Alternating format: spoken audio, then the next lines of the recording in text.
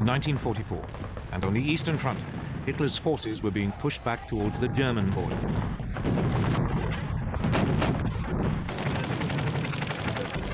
But Germany was about to face a new threat. In the West, Allied forces had been preparing for months to open a new front in northwest France. Training for it was well underway. But it was an attack Hitler had long been expecting. His problem was knowing when, and above all where, it would come. The stage was set for one of the greatest battles of World War II, D-Day, the Allied landings along the Normandy coast of France.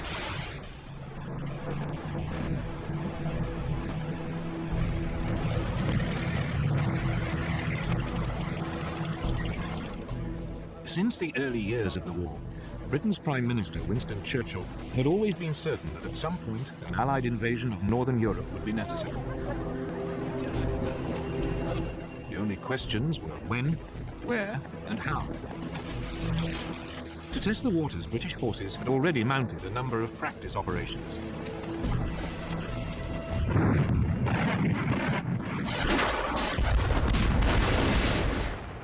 In December 1941, British commandos raided the Vargso Islands off the coast of Nazi-occupied Norway.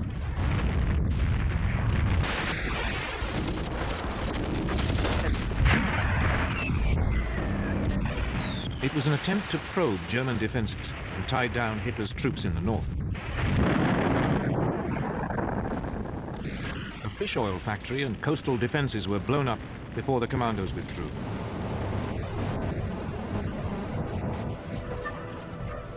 Eight months later, Canadian and British troops were sent in to mount a more ambitious raid on the French port of Dieppe. It too was designed to test the defenses and also to provide combat experience for the Canadians. But this time, it was a catastrophe.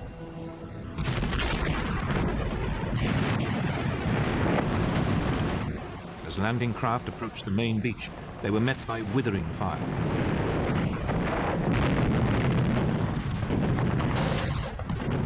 Those troops that made it ashore were immediately pinned down. Behind them, the supporting tanks became bogged down in the shingle. Few managed to scale the seawall.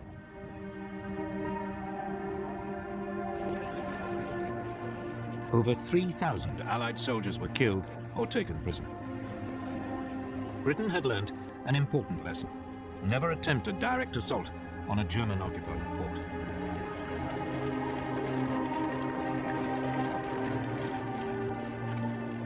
Equally importantly, the Dieppe disaster reinforced the British view that an invasion of Europe could not be rushed. Churchill understood it would require careful planning. Eventually, in April 1943, at an Allied conference in Washington, Churchill and the US President Franklin Roosevelt agreed upon a date.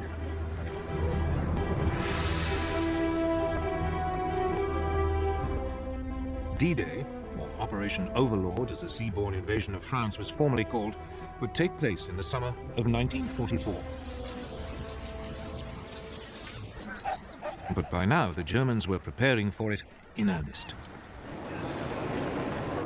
Since the winter of 1941, they had been building an Atlantic wall. It was a massive series of fortifications running along the European coast from Denmark to the Spanish border. Gun emplacements had been constructed at likely landing sites. Beaches had been mined and covered in barbed wire. Obstacles had been placed in strategic places to block landing craft. Hitler had boasted, "I am the greatest builder of fortifications of all time."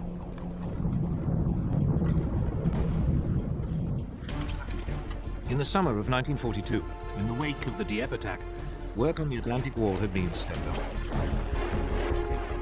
Hitler had also ordered an increase in troop numbers in the region. The German overall commander in the west, Field Marshal Gerd von Rundstedt, had been given 15 further divisions. But the western European coast stretched for some 2,000 miles. He didn't have the numbers to man the entire length.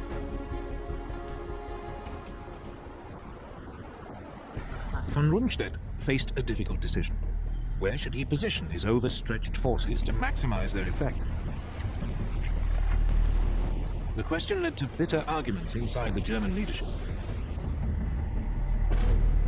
Von Rundstedt proposed holding a large force of panzers in reserve northwest of Paris.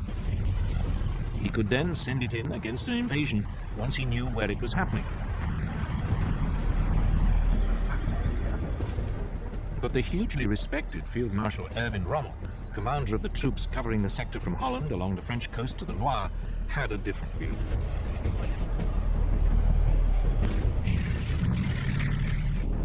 Rommel's concern was Allied air power. He'd seen it firsthand when he'd fought the British in North Africa, and it had left a profound impression. He feared that any counterattack would be broken up by Allied aircraft long before it could go into action.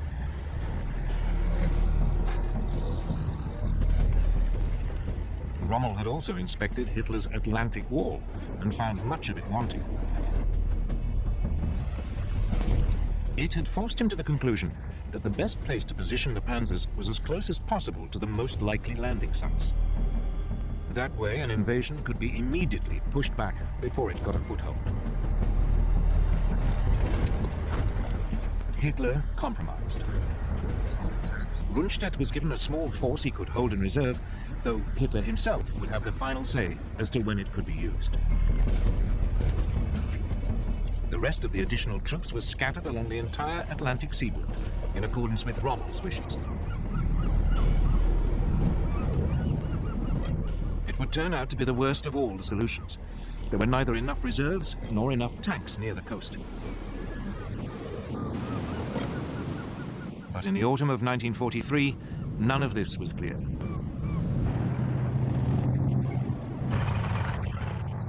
In Britain, the Allied planners were also grappling with the problem of location. Where was the best place to land? Their chief planner, General Frederick Morgan, quickly realized there were two principal options: the Pas-de-Calais and Normandy. The Pas-de-Calais was clearly the favorite. It offered the shortest sea crossing, and it offered the shortest and most direct way to Germany. But it was also the most obvious route, and Morgan was sure the Germans were expecting it. So he decided to wrong-foot them. Morgan would land in Normandy. It was the beginning of a huge gamble on which the fate of hundreds of thousands of soldiers would depend.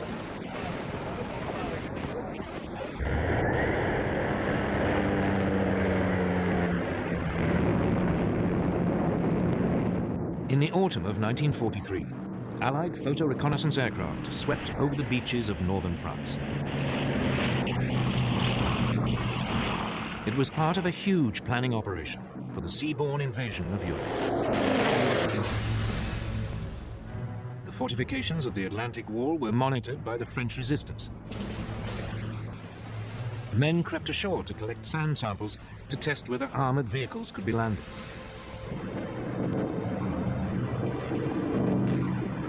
Northern France became the most reconnoitered coastline in the history of warfare. It soon became clear any landing would need some kind of port facilities.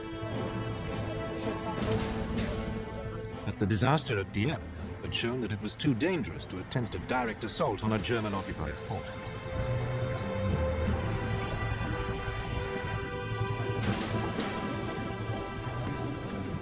Britain's planners were forced to come up with an ingenious alternative.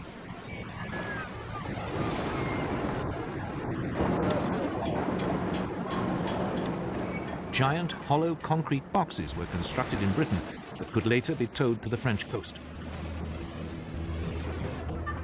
There they would be sunk to form an artificial harbor. They were known by their code name, Mulberries.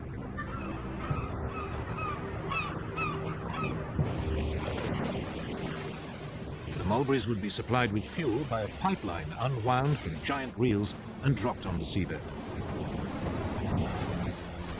It would run for 100 miles.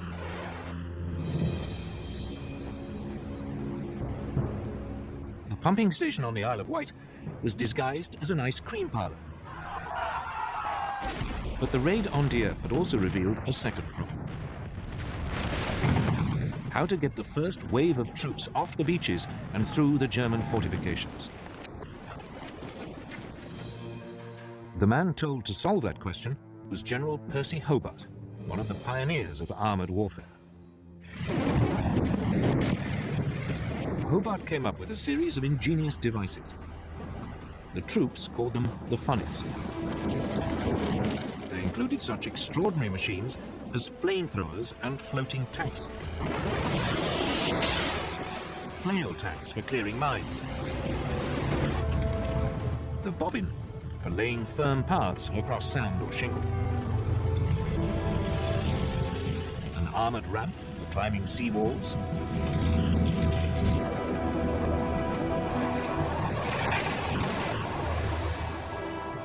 The fascine carrier for tackling ditches.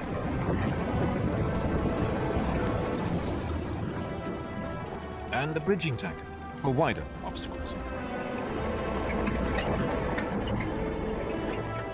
That left just one problem: how to stop the Germans rushing in overwhelming reinforcements before the Allies had established a foothold.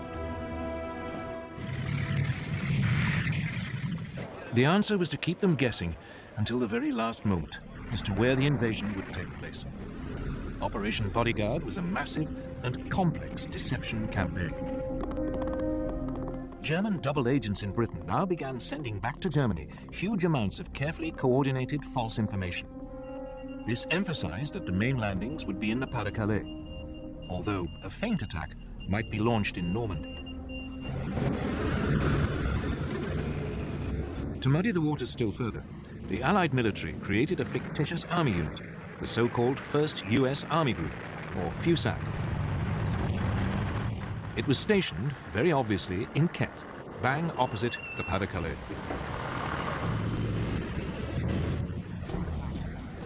The man in charge of it was the pistol-toting US General George Patton, who'd been removed from action in Sicily after slapping shell-shocked soldiers.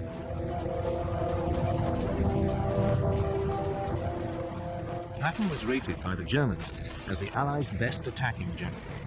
Just the man they expected to command the invasion of Western Europe. Basher 5-2, this is Basher 1-1 on Alpha. Radio transmissions mimicked the wireless traffic of an army. For the benefit of any Luftwaffe reconnaissance aircraft flying over Britain, the fields of Kent were filled with inflatable tanks and carefully faked track marks.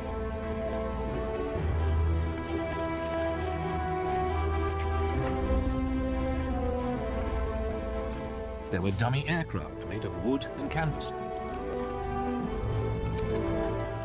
Harbours along the Kent coast were filled with dummy landing craft.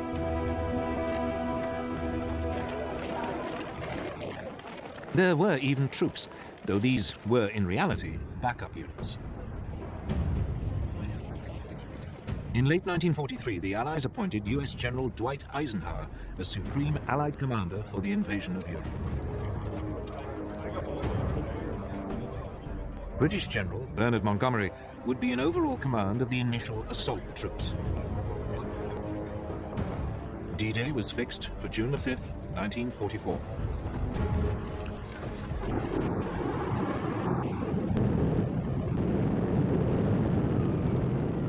Two months before the landing, Eisenhower launched an elaborate air offensive to disrupt German links to the coast.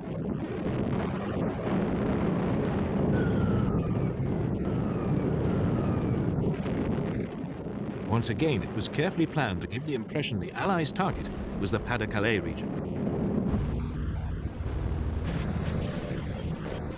As the date of the invasion approached, Allied troop numbers in England reached over 2 million. They were supported by more than 3,000 tanks and 12,000 aircraft.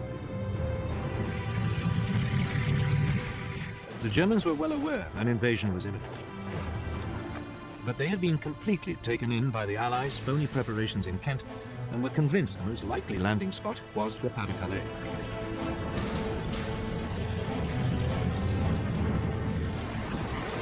Everything seemed to be going the Allies' way. The troops were briefed.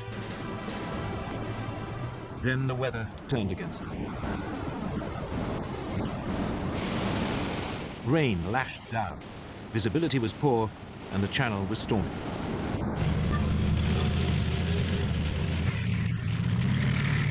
Nevertheless, on June the 4th, 1944, the assault troops boarded their landing ships and the armada of more than 5,000 vessels set sail.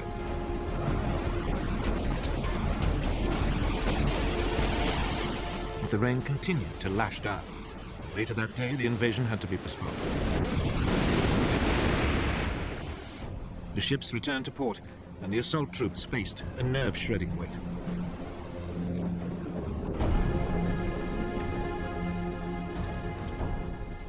Early the next morning, the military leadership met again. The naval commanders were keen to go ahead. But the air chiefs were doubtful. They worried the visibility would still be too poor to provide effective air support. After a long silence, Eisenhower looked up. "Let's go," he said.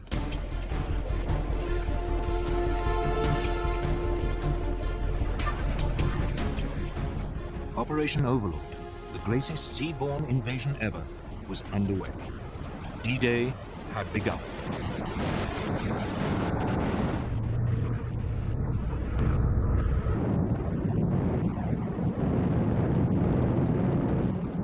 At 1:15 in the morning of June the 6th, 1944, British aircraft towing gliders arrived over the coast of northern France. Then the gliders were released and plunged down to capture vital bridges over the Caen Canal in eastern Normandy. The Allies had launched their great gamble to invade Hitler's empire in Western Europe.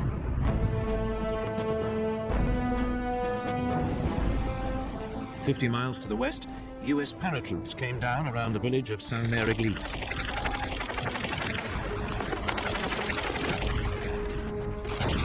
There was a fierce firefight.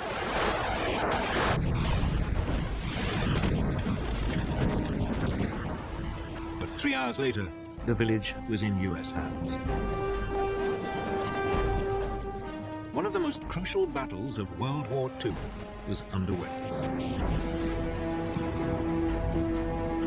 An hour later, horrified German sentries along the Normandy coast saw a vast armada appear out of the mist. They had had no warning.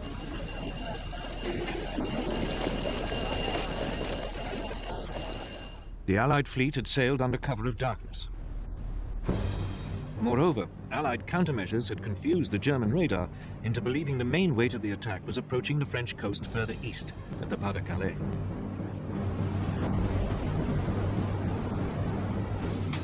Allied warships off the Normandy coast now began pounding the German defensive positions.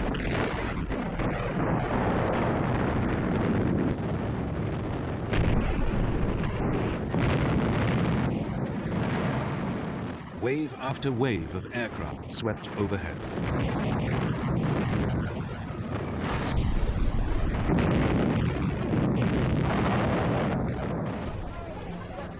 Under cover of the bombardment, assault troops headed for the shore.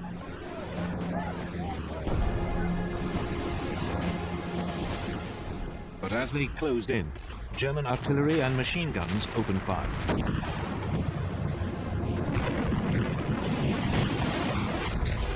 A number of the landing craft were hit. Others fell foul of underwater obstructions. But at 6:30 in the morning, the first waves of troops hit the beaches.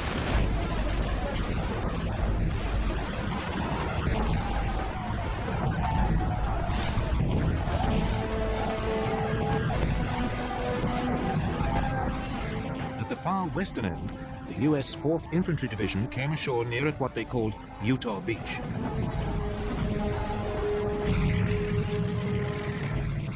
Within 2 hours, it was linking up with the US paratroopers who'd landed at Saint-Mère-Église.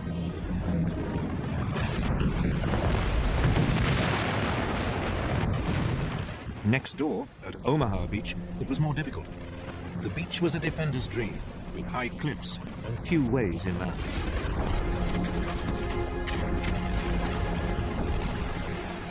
As the US 1st Infantry Division waded ashore, they were mown down by German machine guns.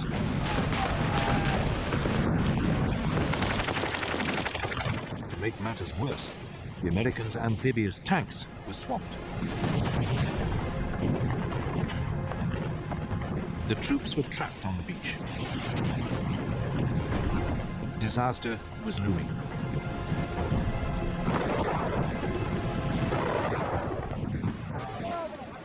But finally, a few of the soldiers managed to scale the cliffs.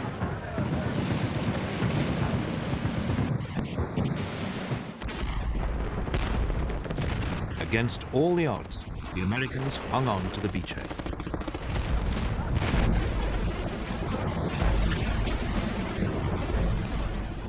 Further east, in the center of the landing area, Britain's 50th Infantry Division came ashore at Gold Beach.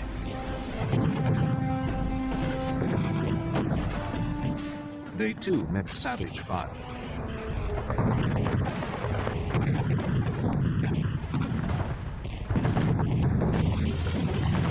But now, the British deployed their funnies.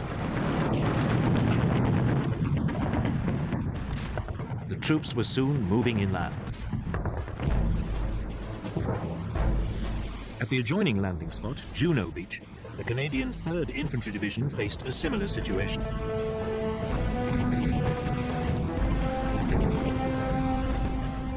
Here too, Britain's funnies were vital in helping the troops off the beach.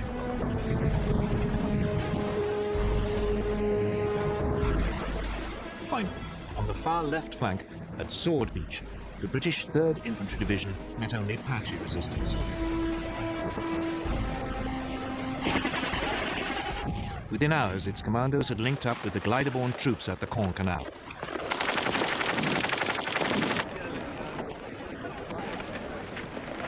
By early afternoon, the Allies had successfully established all of the beachheads.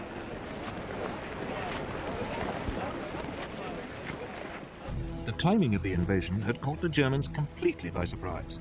They'd expected the Allies to wait until the weather had cleared. Rommel, the operational German commander for the whole of the northwest French coast, had taken the opportunity of bad weather to visit his family in Germany. His immediate subordinate in Normandy and Brittany, General Friedrich Dollmann, was over 100 miles away, taking part in a war game exercise. Only the overall German commander for the whole of Western Europe, Field Marshal Gerd von Rundstedt, was at his HQ. But he needed Hitler's permission to move his panzer reserves to the battlefield. However, Hitler was asleep, and his aides wouldn't wake him. It wasn't until midday that the Führer finally learnt about the invasion, but he didn't take it seriously. He was still convinced the main attack would come in the Pas-de-Calais. Normandy, he believed, was just a fake.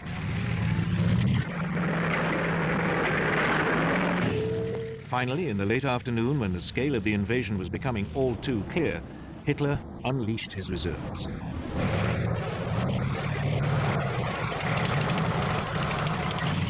But they were too far away to provide immediate support.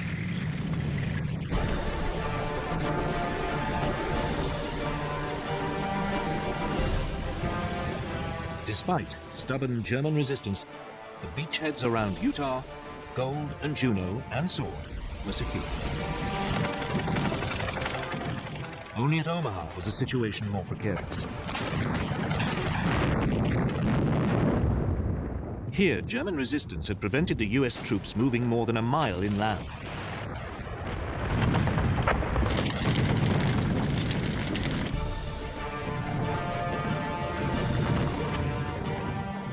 By nightfall on June the 6th, over 100,000 Allied troops had been landed in Normandy.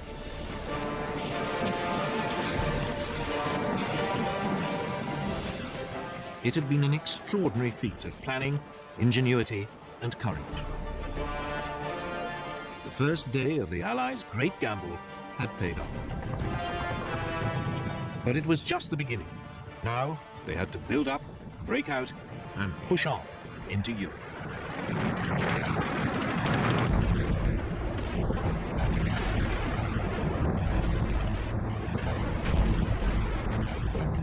As the second day dawned on the greatest seaborne invasion ever attempted, thousands of Allied troops had broken out of their beachheads and were moving inland. But they found the Normandy countryside hard going.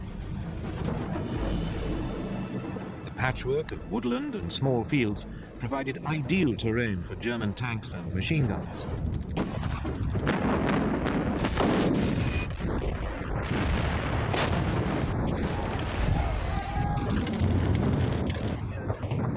The Allies suffered heavy casualties.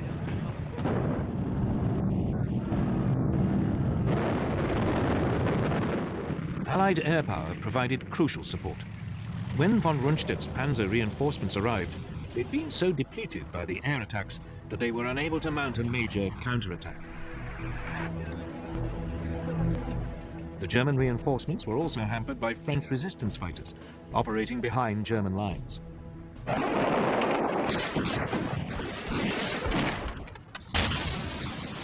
They ambushed troop convoys and blew up bridges. As a result, the Das Reich SS Panzer Division took over 2 weeks to make a journey which should have lasted a mere 3 days. Its troops took out their fury on the French civilian population. The village of Oradour-sur-Glane and its 642 inhabitants were wiped out.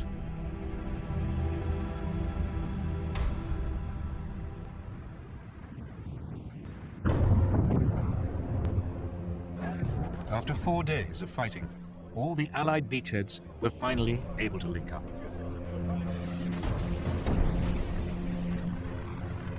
But they'd still only managed to penetrate 10 miles inland.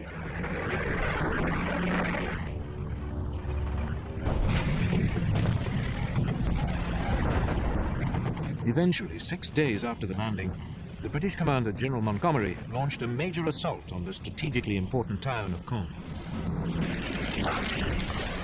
The British 7th Armoured Division, the Desert Rats, advanced.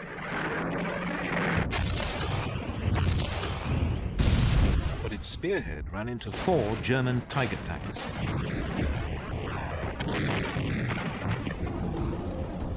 The Allies' Sherman tanks were completely outclassed.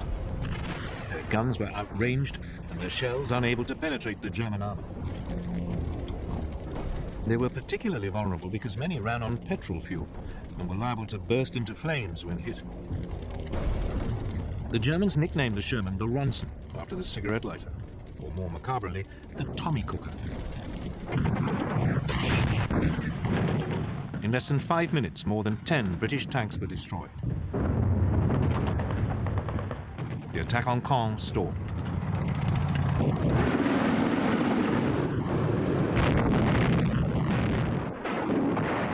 Outmatched by the German tanks, the Allies relied on air power and artillery. But it wasn't enough. The Desert Rats retreated. Caen remained in German hands.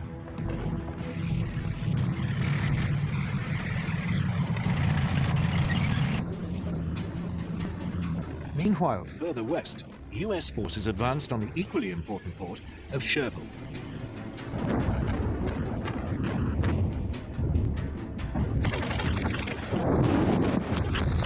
It would take them nearly 10 days to get close to it.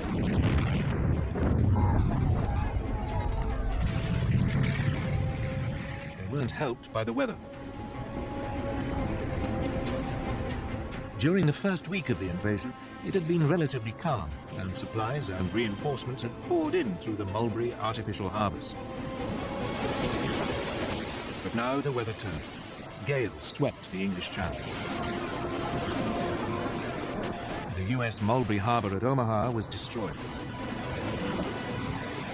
The other Mulberry, in the British sector, was badly damaged and put out of action for several days. The flow of reinforcements slowed. It meant the port of Cherbourg was an even more vital objective.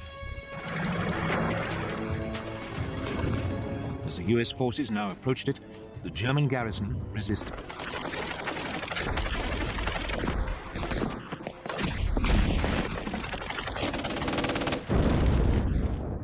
There was fierce house-to-house fighting. It would take the Allies a week to secure the city.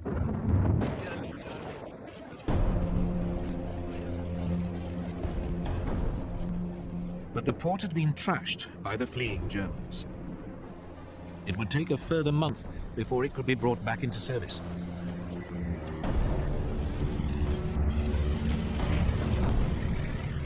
Meanwhile, Montgomery launched another assault on Caen.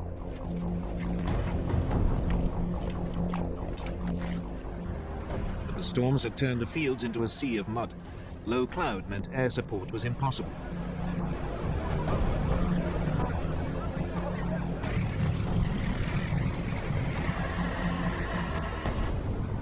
To make matters worse, the newly arrived elite German 2nd SS Panzer Corps was thrown into the defense of the city.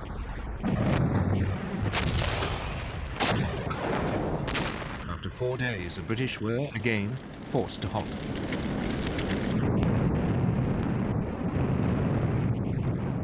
Then, as the clouds cleared, nearly 500 Allied bombers devastated Caen.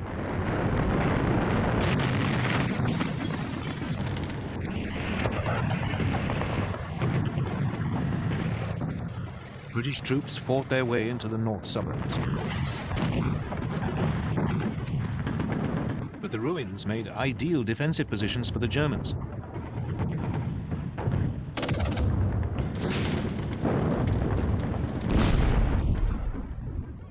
Allied casualties mounted.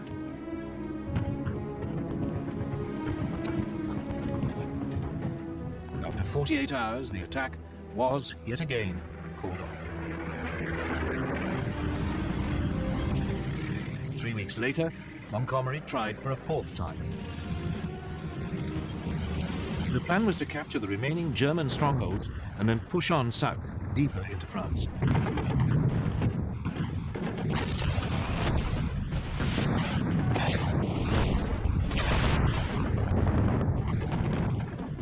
After 2 more days of fighting, the city was finally won. The way now seemed open for the British tanks to move south, deeper into France.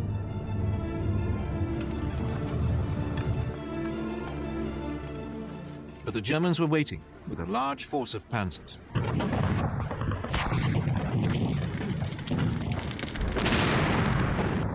The British advance stopped again.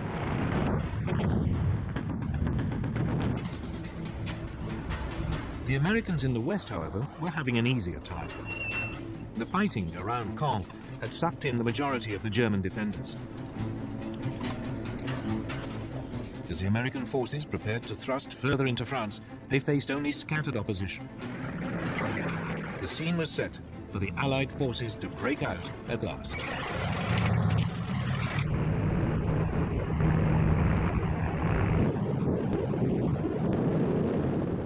At 9:30 in the morning of July the 25th, 1944, over 1,800 Allied aircraft carpet-bombed a 4-mile stretch of the German front line south of Cherbourg.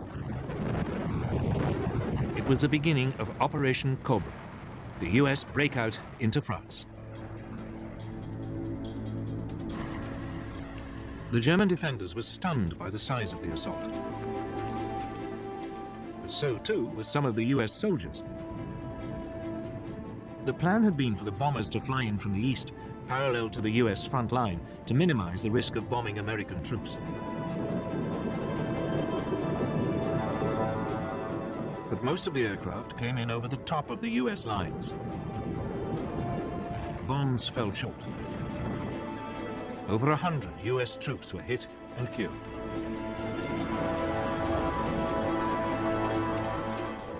Yet despite the ferocity of the bombardment, when the US forces later picked themselves up and moved forward, they found to their astonishment substantial numbers of German troops had survived. The survivors mounted a stubborn resistance.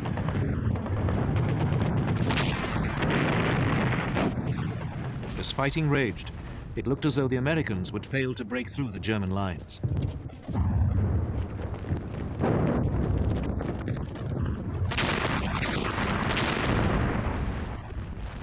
But then, the German defenses crumbled.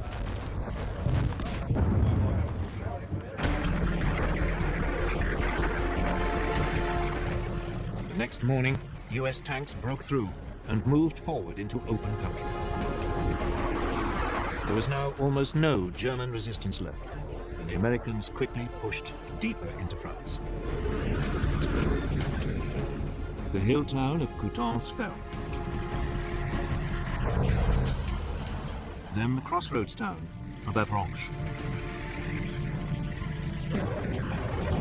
As the Allies pressed forward, they were helped by change and confusion in the German high command. At the beginning of July, 3 weeks after the D-Day landings, Hitler dismissed the German commander-in-chief, Field Marshal Gerd von Rundstedt, for defeatism. Von Rundstedt had made little attempt to hide his belief that Germany faced an unwinnable struggle. He was replaced by Field Marshal Gunther von Kluge, fresh from the Eastern Front, but with little knowledge of northwestern France. 2 weeks later, Rommel, the second most senior German officer on the front, was severely injured when his staff car was strafed by a British fighter.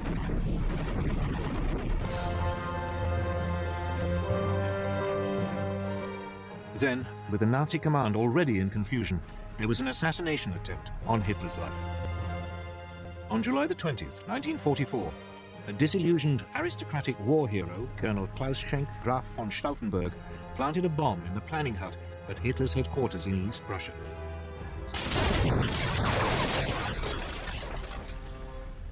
Four officers were killed. But Hitler was sheltered by a heavy, solid oak conference table and escaped with only minor injuries. The plot was swiftly and brutally put down. Von Stauffenberg was shot and his principal collaborators put on trial. They would later be hanged. Hitler put a brave face on it and visited some of the wounded in hospital. But it hardened still further his distrust of his senior officers. He would, despite his many earlier misjudgments, demand even greater control over events on the battlefield.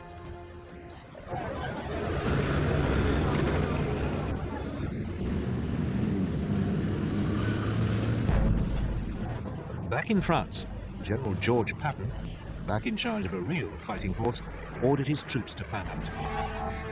They took Rennes, Mayenne, and headed for Le Mans. They were now moving round behind the German forces, still battling it out with the British and Canadians near Caen.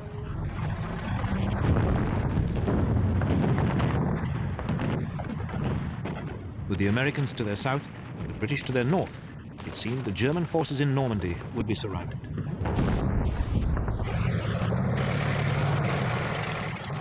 Hitler issued his usual order that there should be no retreat, but as the Allies squeezed in on them, the Germans began to flee. They were remorselessly harried by Allied aircraft and artillery.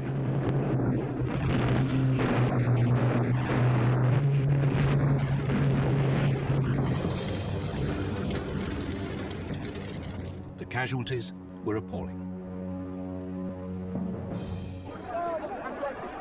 Finally, on August the 20th, 1944, the Allied forces moving in from both the north and south met up. The so-called Falaise Gap, named after the nearby French village, had been closed. Large numbers of Germans were trapped.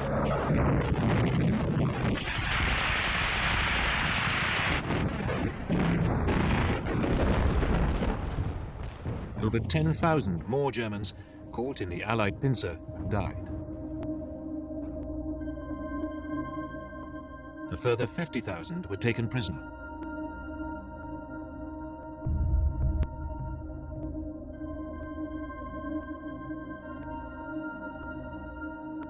The German army in Western Europe was in chaos.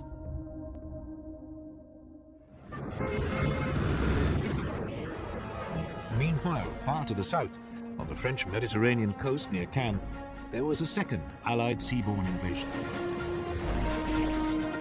US troops came ashore virtually unopposed. They were helped by paratroopers from the Free French Army, men who had escaped from German-occupied French territory in Europe and North Africa. The landing had always been opposed by the British, who regarded it as a diversion. But the United States had long regarded it as an essential part of clearing the Germans out of France.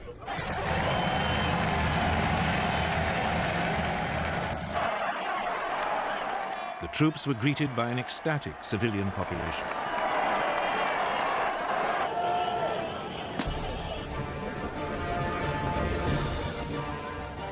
It was soon advancing rapidly up the Rhone Valley.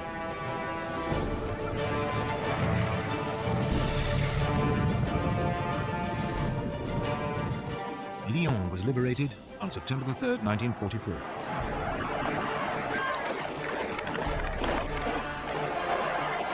Ten days later, they reached Dijon and made contact with Patton's forces advancing from western France. German units stationed across the region fled.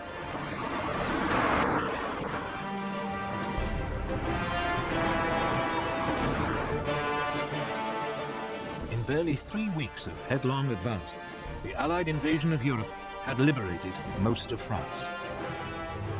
That left Paris, where French resistance fighters now rose up against the German occupation. There seemed little to prevent the Allied onrush from continuing to the German border.